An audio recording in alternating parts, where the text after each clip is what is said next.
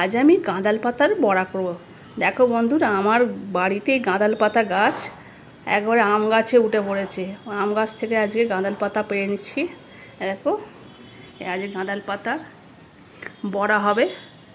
দেখো, একবারে আম গাছকে একবারে চাপা দিয়ে দিয়েছে। পাশে তেঁতুল গাছ আছে, সেই গাছটাকেও পুরো চাপা দিয়ে দিয়েছে। কেটে না দিলে পরের বছর আম গাছে আমার আম আসবে না, কেটে দিতে হবে। দেখো বন্ধুরা, চারিদিকেই বৃষ্টির জলে দেখো আমার কারি পাতা গাছটাকেও পুরো ঘিরে দিয়েছে। ও বাঁচার চেষ্টা করছে, চারিদিকে ছুটে চলে যাচ্ছে। এই দেখো, আমার জুঁই গাছটাকে পুরো চারিদিকে মুড়ে দিয়েছে গাঁদাল পাতা দিয়ে।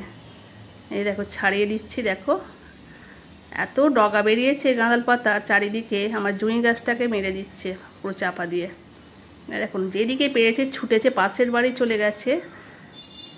দেখো গাঁদাল পাতাগুলো, দেখো আমি তুলে নিচ্ছি, আজকে বড়া করব। বন্ধুরা, ভালো লাগলে কমেন্ট, লাইক, সাবস্ক্রাইব করে দিও।